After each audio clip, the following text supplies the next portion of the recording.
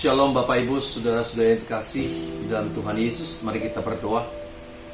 Bapa yang ada di surga, kami bersyukur kami diberi kesempatan untuk belajar kebenaran firman Tuhan pada kesempatan ini. Kami buka hati pikiran kami ya Bapa. Pimpin kami dengan Roh Kudus-Mu agar kami mengerti apa yang Engkau ingin sampaikan kepada kami. Kami serahkan semua ini ke dalam tangan-Mu di dalam nama Tuhan Yesus. Haleluya. Amin. Saudaraku yang terkasih di dalam Tuhan Yesus dan yang juga dikasihi oleh Tuhan kita, hari-hari ini kita dikejutkan oleh berbagai peristiwa yang menggoncangkan hidup kita.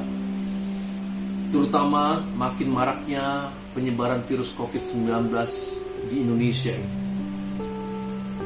Ribuan orang terenggut nyawanya di dunia ini.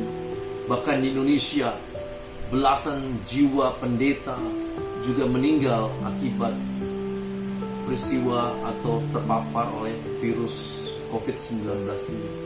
Ini sungguh mengenaskan saudara. Peristiwa ini mengingatkan kita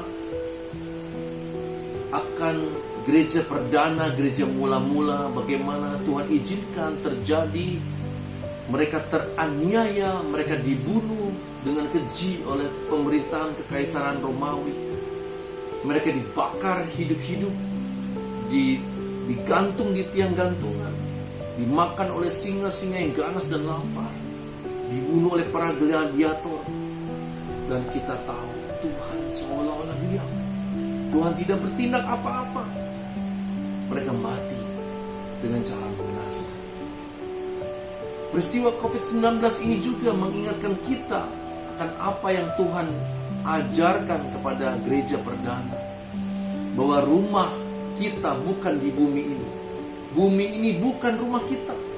Karena kewargaan kita adalah kewargaan kerajaan surga, bukan warga bumi ini.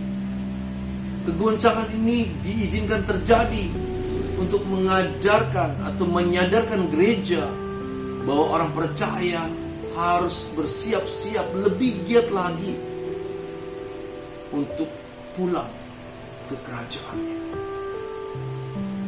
pulang ke rumahnya. Di bumi ini hanya persiapan kita, saudara-saudara, untuk menjadi pribadi yang berkenan sehingga kita layak untuk tinggal bersama Dia di kerajaan. Peristiwa ini mengingatkan kita akan panggilan kita yang sebenarnya, rencana agung Allah atas hidup kita.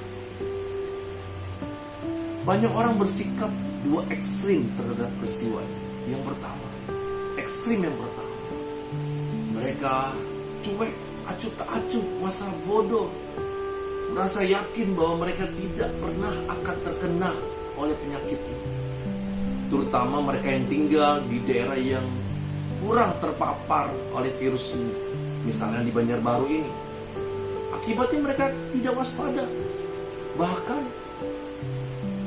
dengan seenaknya melanggar aturan yang dicanangkan pemerintah untuk tinggal di rumah atau menjaga jarak dengan orang lain. Apalagi orang-orang percaya yang mempunyai teologi bahwa Allah Maha Kuasa, Allah sanggup memelihara dan melindungi orang-orang percaya, sanggup menjaga agar orang percaya tidak terkena penyakit ini. Inilah sebabnya maka virus ini begitu cepat menyebar, saudara. Sekian ratus, sekian ribu orang meninggal. Ekstrim yang kedua, sikap yang berlebihan, sikap yang ketakutan, sikap yang penuh kekhawatiran, sehingga ia menjadi stres, menjadi galau, menjadi panik. Ia bisa memborong banyak hal, makanan, persediaan sembako, atau obat-obatan. Ia menjadi seorang penyebar berita di media sosial, bahkan berita yang sebenarnya hoax pun tanpa ia verifikasi, ia sebarkan di media sosial. Lalu bagaimana dengan kita yang belajar kebenaran Alkitab? Sebagai orang percaya kita perlu menyadari bahwa Tuhan sejak penciptaan sudah memberi kita tanggung jawab yang penuh atas hidup kita secara jasmani dan juga atas alam semesta ini. Di Kejadian 1 ayat 28 dan Kejadian 2 ayat 15 dengan tegas dan menceritakan hal tersebut. Meskipun natur Allah itu memelihara dan melindungi kita, saudara-saudara, tetapi kita sudah diberi tanggung jawab untuk menjaga hidup kita, bertanggung jawab atas hidup kita. Di Perjanjian Baru dan di Injil, kita juga dinyatakan bahwa kita dimeteraikan oleh Roh Kudus, dan Roh Kudus itu membimbing kita bagaimana kita menjadi pribadi yang mulia, yang agung, yang bertanggung jawab, sehingga kita dapat bertindak dengan benar. Dan pada akhirnya masing-masing kita dimintai pertanggungjawaban atas hidup kita pribadi lepas pribadi di hadapan Tuhan di pengadilannya. Di dalam Roma 14 ayat 12, dalam Ibrani 4 ayat 13, 1 Petrus pasal 4 ayat 5. Kedua, lewat peristiwa ini seharusnya orang percaya disadarkan bahwa bukan lagi waktunya untuk menikmati dunia ini dengan segala kesenangannya. Bukan waktunya lagi kita hidup dengan kemegahan dan kemewahan dunia ini.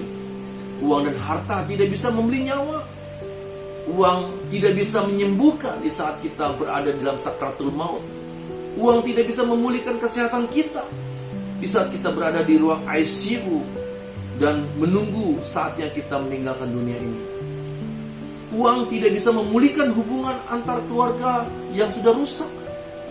Itulah sebabnya uang dan harta oleh Alkitab disebut mamon yang tidak jujur.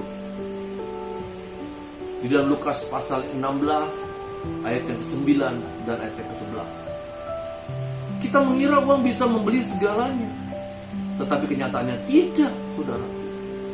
Oleh karena itulah kita harus lebih keras lagi berjuang bagaimana untuk tidak lekat dengan dunia ini dengan segala keinginannya. 1 Yohanes pasal yang kedua ayat yang ke-15 sampai ayat yang ke-16. Tuhan mengajarkan kita lewat peraturan pemerintah bagaimana kita tidak bisa lagi pergi ke tempat-tempat yang kita senangi. Kita tidak bisa rekreasi sesuai dengan keinginan kita. Karena meskipun kita banyak uang, tempat-tempat itu tertutup dan kita juga dilarang untuk bepergian, mengadakan pertemuan-pertemuan, perkumpulan.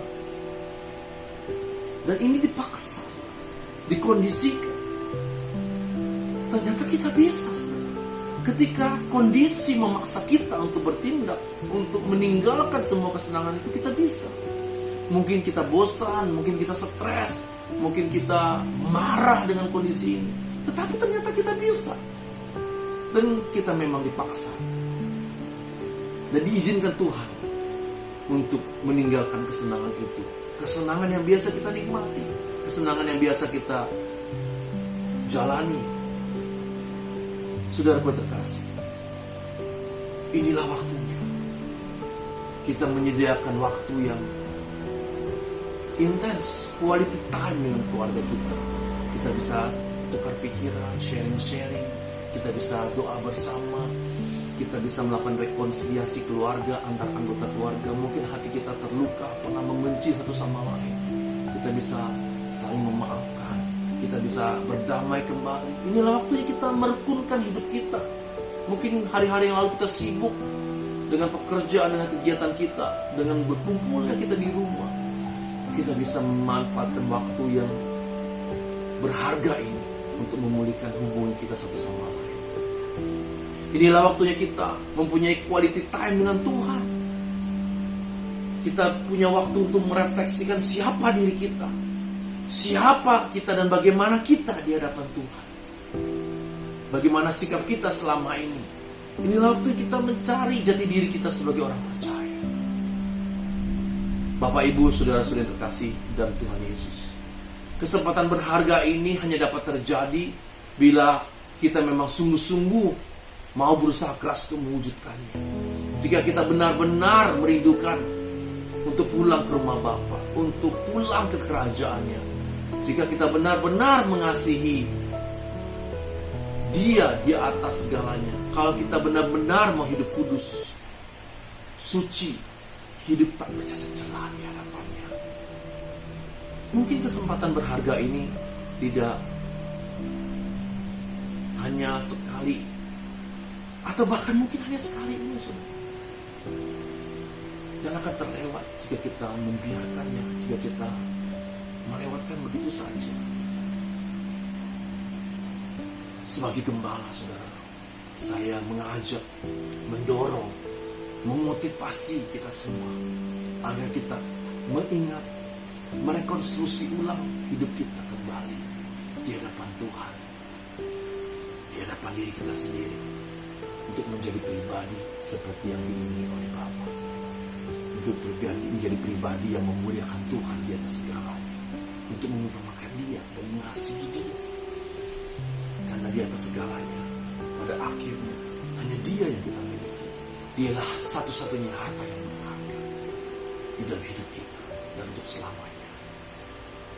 Mari saudara, kita lebih sungguh-sungguh lagi mempersiapkan hidup kita. Kita berkemas-kemas.